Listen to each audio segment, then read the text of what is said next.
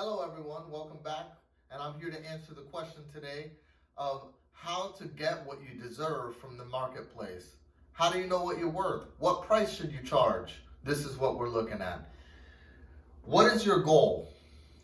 Are you looking to make $100,000 a year? Let's just say that's your goal. It could be $100,000, could be $250,000, could be $1 million, whatever it is.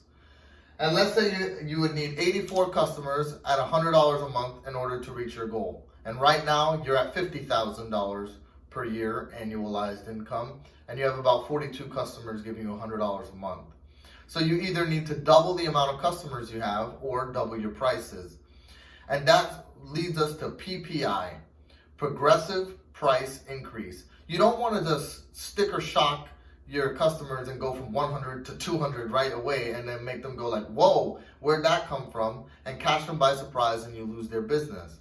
Instead, you want to go from maybe 100 to 110, 110 to 130, 130 to like 170, and then 170 to 200. And they get accustomed to your gradual price increase over time, and it's minuscule and relatively irrelevant. You'll have a lot less customers that will leave this way versus just completely transitioning everything right off the jump, and then you have a lot of people that drop right off. Secondarily, I want you to think about MINE, which is your minimum earnings and expectation to live. Min, M-I-N, earnings, expectation. So, what is the minimum it would take for you to keep afloat? Let's go back to the example. Say 50,000 is bare bones to keep afloat. And let's say you haven't started yet. You just quit your job and you're going right into business now.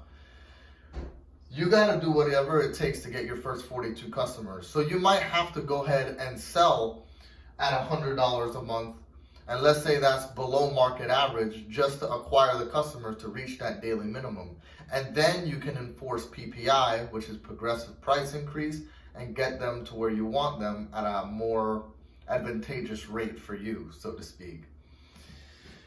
What's going to keep you from doing that easily is your competition. And how you handle competition is branding. It's the reason why cousin Vinny can't charge the same as Nike, even if they have a similar looking shoe. And how you do that is by having a unique selling point in a service-based business. It's why they should do business with you instead of do business with somebody else or a bigger firm. Maybe you're more readily available. Maybe the material you do or put out is much more better. Whatever it is, find out what makes you unique in your particular marketplace from your competition.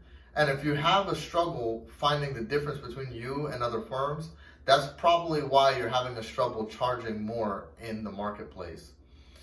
Lastly, we're going to look at value. We have PT&C. This is your production time and costs.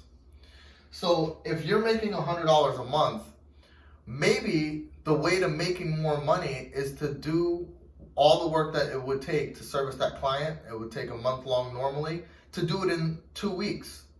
Now you just doubled your income that way. Because now instead of making $100 a month, you're making $100 bi-weekly. And lastly, let's look at value add. If your product, like let's go back to your shoes. If Nike lasts a year and your shoe lasts 2 years, that gives you a justification for your price increase. You see, with every price increase, the way to stop customers from leaving is to have a justification for why. Why should I pay more? Oh, Nike lasts 1 year, you last 2. Why should I pay more for your accounting services? Oh, I normally only get 12 consultations a year, and with you I get 24.